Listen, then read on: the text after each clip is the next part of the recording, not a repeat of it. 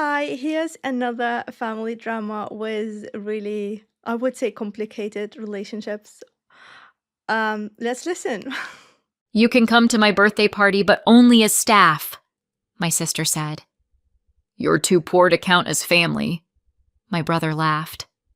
I just said, okay. On the day, they called me in a panic because the venue was... I was sitting in my parents' dining room, in the same chair I had claimed when I was 13, while my sister Bianca spread a folder across the table like she was preparing to brief a government committee.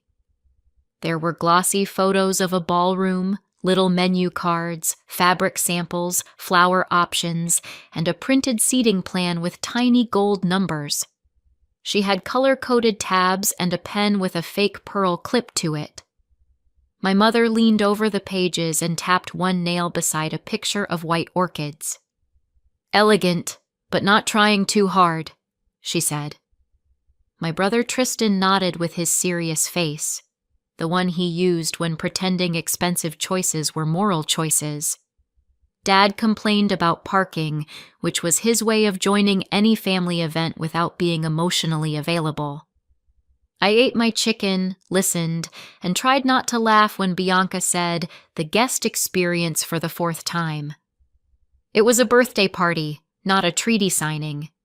Still, everybody treated the folder like it held the future of our family name. And somehow, I was the only person at that table not allowed to read the room. Bianca kept smoothing the edge of the seating chart, protecting it from crumbs and questions. The folder had a place for every detail except me.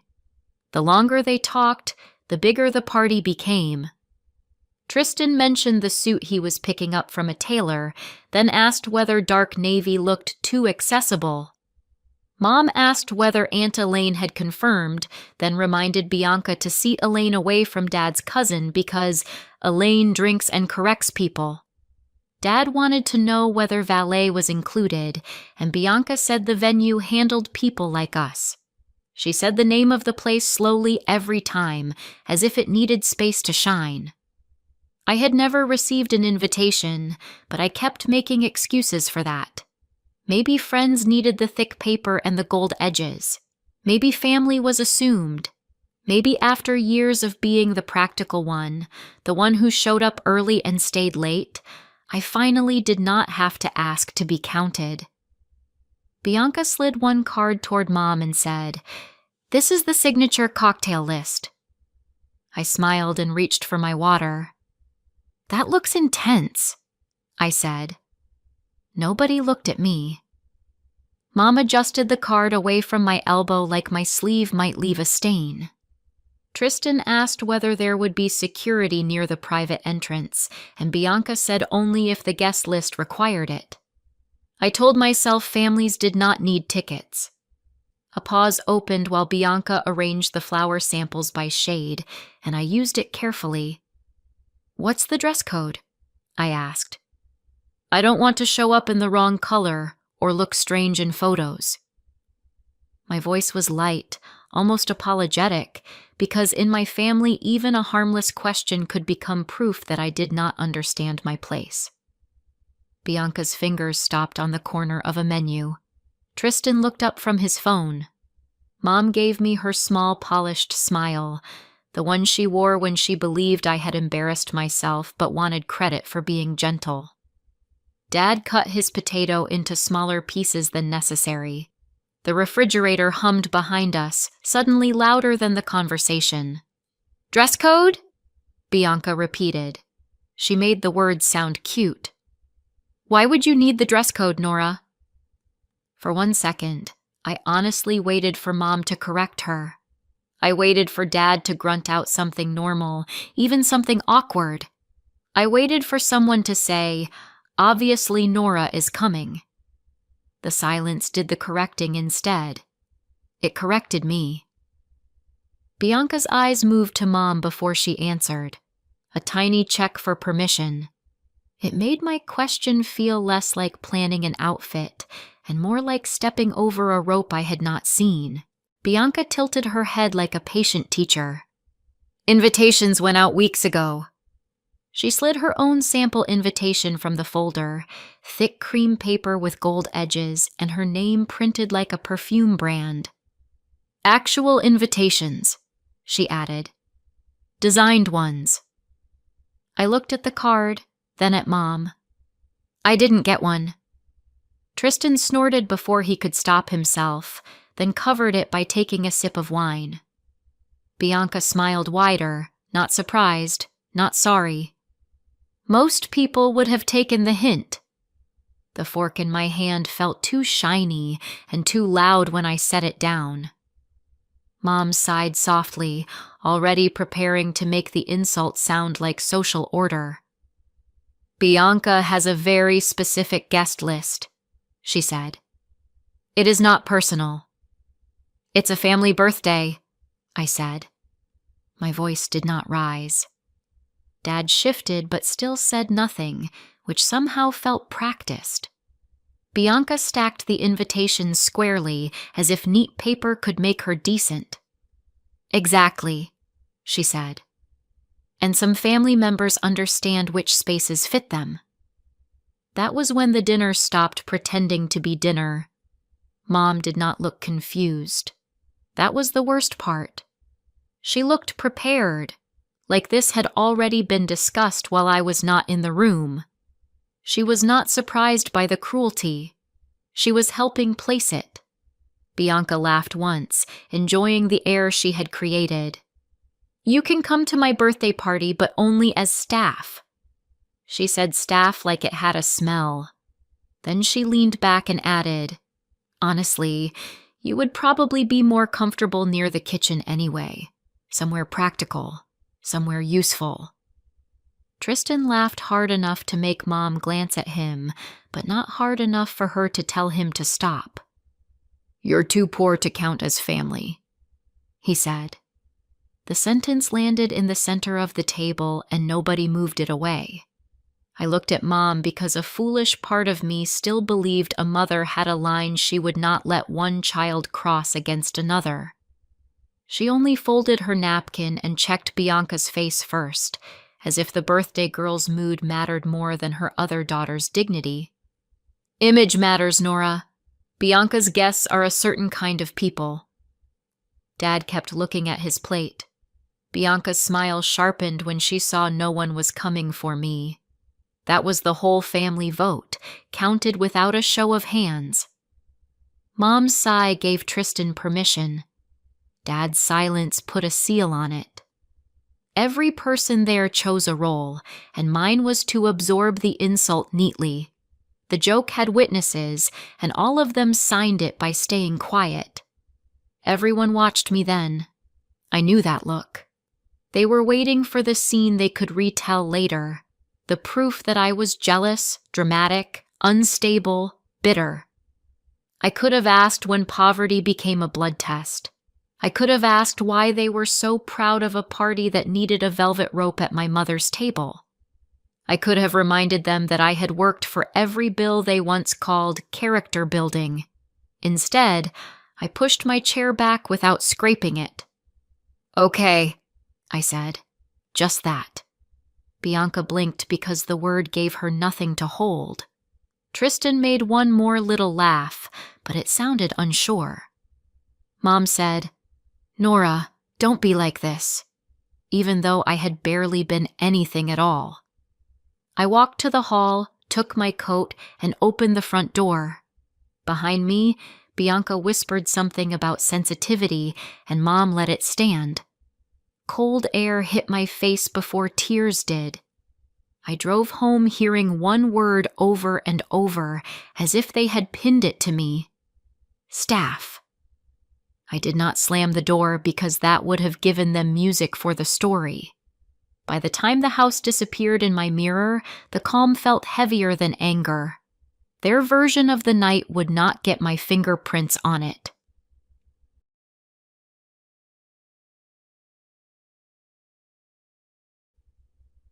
On the drive home, I kept trying to shrink the dinner into something survivable. It was only a party, only Bianca being theatrical, only Tristan making the kind of joke he always claimed was harmless once it had already done damage. But the lie would not hold past the second red light. That dinner had not invented anything. It had simply put better lighting on the way my family had always organized love.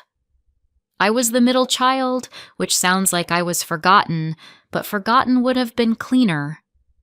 I was remembered whenever someone needed a comparison, a warning, or a body to absorb disappointment. Tristan was the future. Bianca was proof that our family had taste. I was the practical draft nobody planned to revise. My phone buzzed once in the cup holder.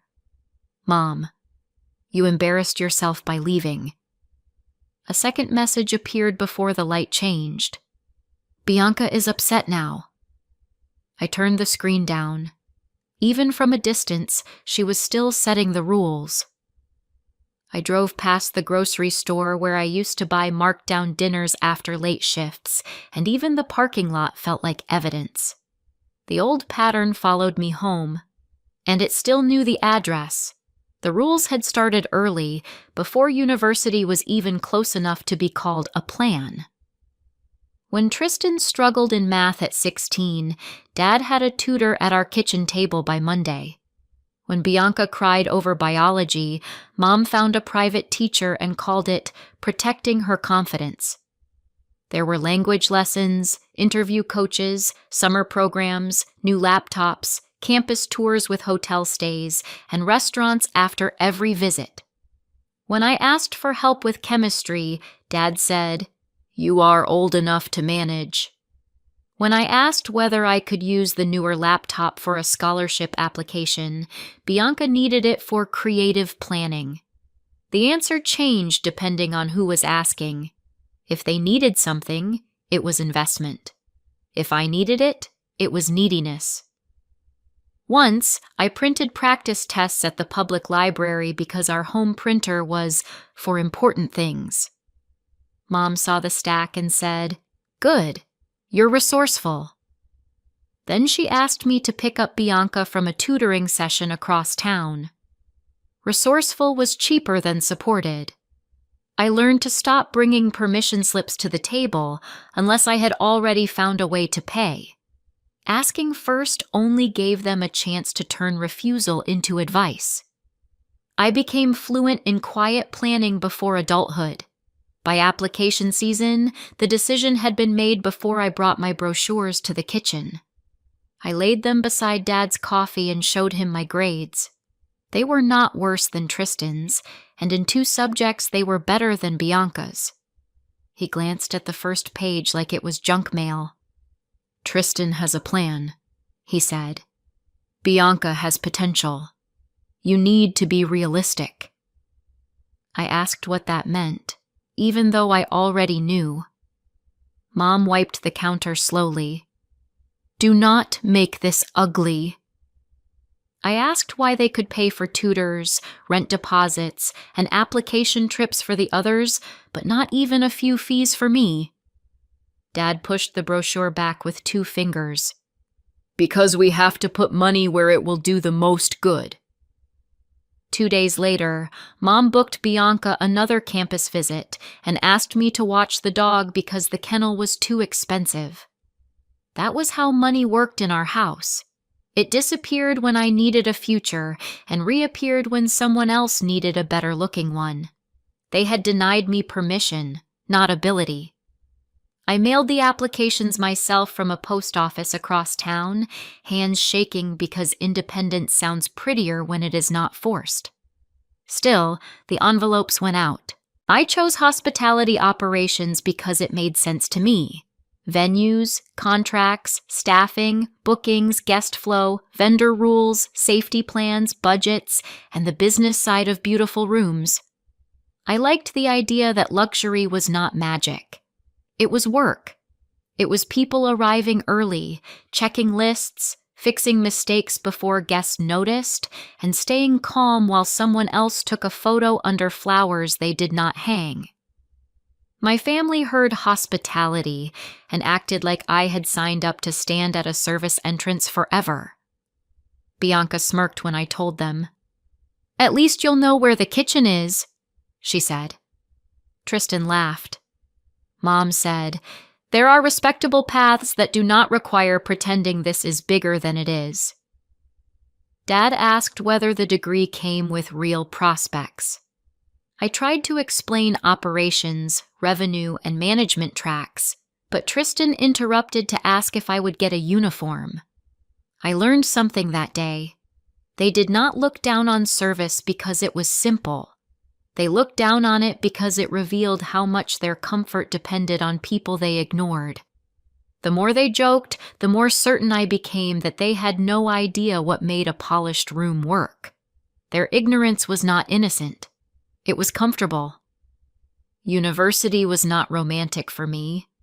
I took the cheapest room I could find, worked around classes, and learned which grocery store marked down bread after 9. I carried event manuals in a backpack with a broken zipper and kept emergency coins in a mug by my bed.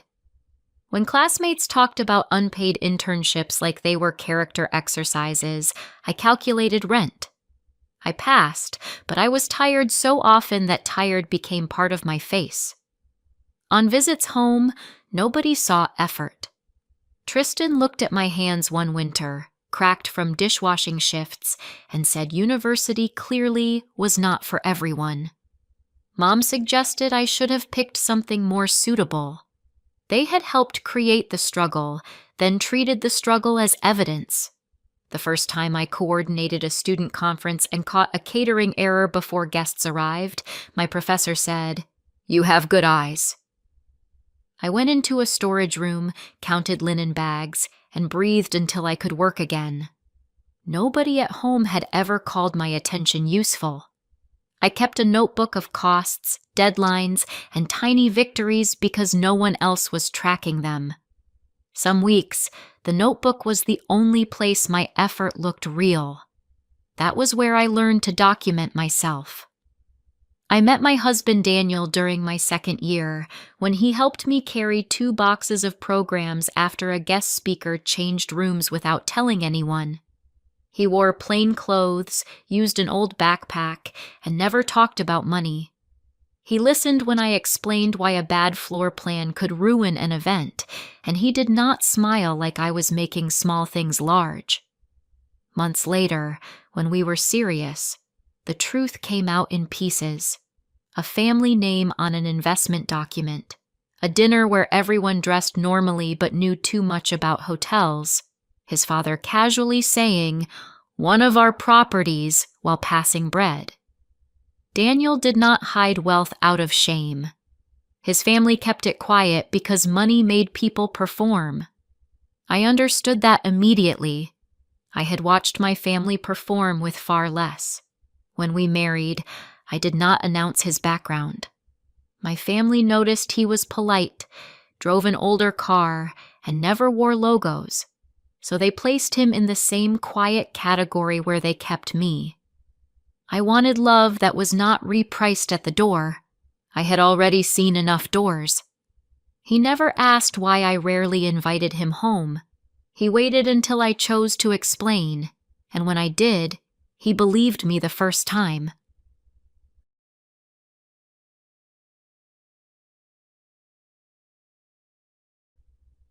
When I got home from that dinner, Daniel was in our kitchen rinsing a glass. He looked up once and set it down without asking whether I was fine. I appreciated that. I was clearly not fine, and we had both lived long enough to dislike theater inside a safe house. He pulled out a chair, not too fast, not too careful. "Tell me what happened." I told him in pieces. Bianca's folder, the invitations, the dress code question, the way everyone waited for me to understand I was outside the circle. When I repeated Bianca's staff line, Daniel's jaw changed. When I repeated Tristan saying I was too poor to count as family, he stopped touching the chair. "Your mother heard that?" he asked. "She improved it," I said. "She called it image." The room went very quiet. Daniel took one breath through his nose, the controlled kind.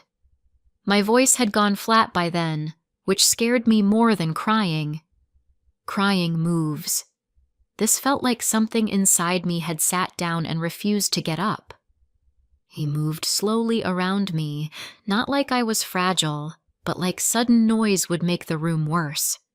That kind of care was almost harder to receive. Daniel stood with one hand on the back of the chair, and for a moment I saw the anger he usually kept disciplined. "Do you want me to call them?" he asked. "No!" I answered too quickly, but I meant it. I did not want a dramatic rich husband rescue scene. I did not want him to announce money like a weapon so my family could suddenly discover that I had value. What hurt was not that they called me poor. What hurt was that if I really were poor, they would still think that made their behavior reasonable. Daniel sat across from me. "Then what do you want?" I looked at the table between us, the plain wooden one we bought because it was sturdy, not impressive. "I want them to stop using my silence as permission." He nodded, and that was one reason I loved him. He did not rush to perform protection. He asked where the boundary was. The old version of me would have said it was fine by morning. That night, the boundary was still forming. The fact that he asked instead of taking over made my throat tighten. I was not used to anger that still left me room to decide. Daniel asked where Bianca's party was, and I said the venue name with a small imitation of her voice because I was still angry enough to be petty in private. The effect was immediate. He paused a second too long. I looked up. "What?" "Say that again." I did. His expression shifted from husband to business, a look I rarely saw at home. "That venue is part of a hospitality group my family is heavily invested in." He did not say it like a movie line. There was no secret crown, no dramatic ownership reveal. Just a fact, delivered carefully. "Not ours in the cartoon sense," he added, reading my face. "But close enough that people there know my surname." The word staff turned in the air between us and pointed a different way. I did not feel triumphant. I felt cold. I had spent years learning how luxury worked from below, and my sister had just tried to assign me there for sport. "Do they think Bianca's booking is connected to us?" Daniel reached for his phone. "We should find out." Daniel scrolled through his contacts, then stopped with his thumb above the screen. The connection was not a weapon yet, and I did not want it becoming one. Before he called, I put my hand over his phone. "Do not cancel anything." He looked at me, not offended. "I was not going to. I mean it. I do not want revenge dressed up as administration." He turned the phone face down and waited. That patience made it harder to stay composed. I told him I did not want Bianca's party ruined because I was hurt. I wanted any consequence to belong to her own choices, not my pain. Daniel listened, then said, "If your family is using a venue connected to us and treating staff badly, I need to know. That matters with or without the dinner." That was fair, and I hated that it was fair. He called a manager named Marcus, someone who clearly knew him well. I heard Daniel's side only, calm greeting, a few questions, then silence. He asked whether the booking had been difficult. His face changed before his voice did. "There have been issues?" he asked. The answer was not small. He put the call on speaker only after Marcus agreed it was appropriate, and even then Daniel kept his questions narrow. Booking, conduct, contract. Nothing extra. The manager's answer would decide the size of everything.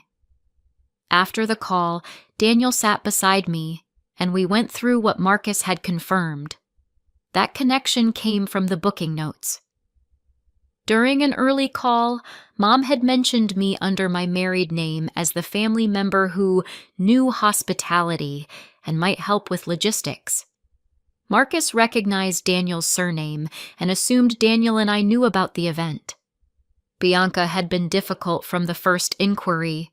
She demanded discounts that were never promised, pushed for free upgrades, tried to turn a private birthday dinner into a filmed influencer-style spectacle, and added vendors not listed in the contract. Mom had been smoother, but not better. She kept saying, "Surely you can make an exception," in the tone people use when they do not think rules are for them. Tristan had apparently said, "Do you know who we are?" At least once, which would have been funny if he were not attached to me by blood. The venue had tolerated more than usual because of Daniel's family connection, not because Bianca deserved it, not because she had paid for it, because they believed the booking was connected to me through my husband. Marcus had told his staff to be patient because family relationships can be delicate. My family had been benefiting from my married name without even knowing it, while laughing that I did not belong in the room. Daniel did not interrupt the list. He listened with his eyes on the table, and with every detail, the dinner at my parents' house became uglier. None of it sounded like a misunderstanding anymore. Daniel called Marcus back with me sitting close enough to hear every word he chose. He did not raise his voice. He did not ask for punishment. He did not say, "Make them regret it." He said, "Stop extending courtesy beyond the contract." Marcus must have asked for specifics, because Daniel listed them plainly. No special discounts, no unapproved outside vendors, no holding a larger room unless it was paid for and confirmed, no bending safety limits, no tolerating staff abuse because someone might be connected to ownership. "Treat them exactly as you would treat any other client behaving this way," he said. When he hung up, I felt something complicated move through me. Not revenge, not happiness, more like the floor had leveled under everyone's feet. Daniel placed the phone on the table and asked, "Is that okay?" I nodded, slowly. For years, my family had walked on carpets other people paid for, then mocked my shoes. Now, nobody would widen the door for them just because they expected it. That was the quiet move. He repeated that no one should mention me unless business required it. The point was not to parade my connection. The point was to remove the cushion under theirs. That was the boundary in plain clothes.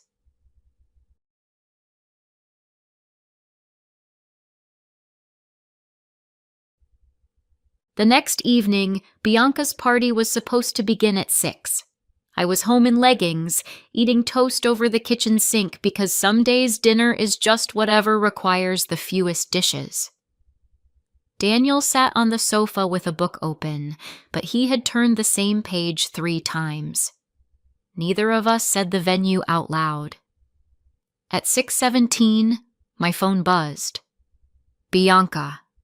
I let it ring. At 6:18, Mom called. At 6:19, Tristan. Then Bianca again, twice in a row. A message landed. "Pick up." "What did you do?" Another followed. "They won't let us into the ballroom." I looked at Daniel. He did not look pleased. He looked like consequences had arrived exactly on schedule and still found everyone unprepared. "You do not have to answer," he said. "I know." The phone buzzed again, and this time I answered. I had muted the family chat after 3 unread messages, but individual calls still cut through. Each name on the screen felt less like concern and more like a summons. I put it on speaker because secrecy had done enough work in my family. Bianca was already yelling before I said hello. This time, answering did not mean obeying. The line was loud and echoing, all heels on stone floors, guests murmuring, and someone from the venue saying, "Ma'am, please lower your voice." Bianca shouted that the staff was refusing the ballroom setup she expected. The champagne wall, the floral arch, the filming lights, extra tables, and the outside photographer's equipment. "They are humiliating me," she snapped. "For what?" As she yelled, the facts came out in pieces she did not seem to recognize as facts. She had booked a private dinner for 40 but arrived with almost 90 people. The discount she kept mentioning had never been confirmed in writing. The larger ballroom was never part of the signed package. The final payment for the add-ons had not cleared. "They knew what I wanted," she said. "They have emails." "Do they have a contract?" I asked. She went quiet for half a second, then got louder. Behind her, Tristan said, "Tell Nora to call whoever she knows." That half second told me everything. The venue was not ruining her party. It was reading the booking. Bianca did not use my name at first. She spoke as if I were a switch hidden behind the desk, something she could flip when the lights went wrong. I stayed seated while her panic unfolded. A calm male voice came closer to Bianca's phone. I recognized Marcus from Daniel's call only by the name Bianca spat at him. "Miss," he said, "the larger room had only been held as a courtesy, and it was never part of your signed package. That courtesy has ended." "Courtesy from who?" Bianca snapped. There was a pause, the kind professionals use when deciding how much truth is allowed in public.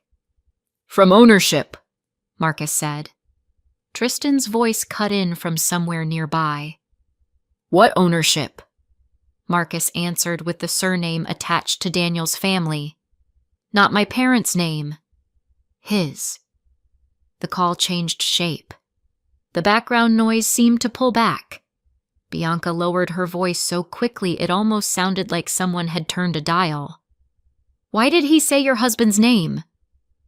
Before I could answer, Mom grabbed the phone. "Nora, what is going on?" she asked, using the careful voice she saved for witnesses. I heard Dad mutter, "Keep your voice down," which was the closest he had come to leadership all week. For once, Mom was not managing me. She was trying to find the exit. Bianca knew enough about status to understand that surnames open doors. Now the door was opening in the wrong direction, and she had no script for that. That silence was the first honest guest. 10 minutes after I ended that call, my friend Lena called. Lena had gone to university with me, and Bianca had met her once at a campus gala. Bianca remembered the clothes, not the friendship, and apparently that was enough to make Lena look like the right kind of guest. Bianca had no idea Lena actually knew Daniel's family. Lena did not start with gossip. She started with, "Are you okay?" That told me the scene had been worse than Bianca made it sound. Then she gave me the clean version. Marcus offered the family the smaller private room they had booked, the original menu, and the original service schedule if they paid the outstanding balance, removed the filming setup, cleared the unapproved vendors, and reduced the extra guests. Bianca refused because the smaller room would look cheap. Tristan argued that the venue had already promised better treatment. Mom tried to speak to Marcus privately and failed. Guests were standing near the entrance pretending not to listen, which meant everyone was listening. Lena said another guest recognized Daniel's surname and asked out loud whether the birthday girl seriously did not know who her own brother-in-law was. That was when the image cracked. Lena said a few people had already started leaving, slowly, pretending they had other plans. No one wanted to be photographed in a lobby disaster. Bianca called back from the parking area, no longer performing for the room but still trying to perform for herself. "Why didn't you tell us Daniel had money?" she demanded. "Why would you let us look stupid?" Mom came on next, softer and worse. "Family should not hide things from family, Nora. You can still fix this if Daniel calls. I sat at our kitchen table, the same table where Daniel had asked what boundary I wanted. I did not know the venue was connected to Daniel until after the family dinner, I said. And he did not invent the unpaid balance, the extra guests, the outside vendors, or the filming rules. Bianca snatched the phone back. So you ruined my birthday over a joke?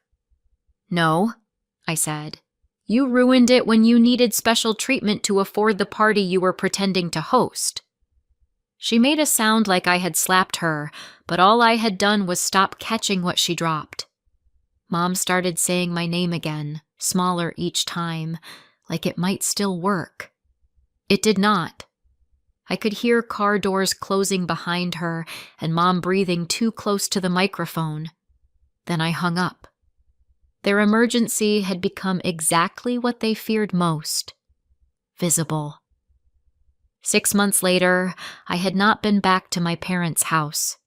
Mom's messages moved from angry to tearful to practical, which was how I knew she had accepted that guilt would not open the door, so she was trying logistics. Tristan sent Daniel a fake-friendly email asking about investment advice. Daniel deleted it. I did not ask to read it. Bianca sent one apology that used the word misunderstood 4 times and the word sorry once. The story traveled in careful fragments. The birthday girl who booked a luxury venue she could not afford, insulted her sister as too poor to count as family, then learned the venue had only been patient because of that sister's husband. Daniel and I moved on quietly. We traveled. I kept working. We still bought good things without logos. I stopped explaining myself to people who only became curious once money was involved. The money never made me worthy. It only proved my family had been measuring the wrong thing. Peace did not arrive dramatically. It arrived in ordinary evenings, in unanswered calls, in a table where no one had to earn a seat. So tell me honestly, was my husband right to call the venue, even if it ruined her birthday in the end, and was I right to keep our wealth secret from my own family? Let me know in the comments and subscribe for more. Hello, a quick hello from the writer. If you enjoyed the story, please subscribe and also check out my other channel where I narrate my stories myself. See you on the next one.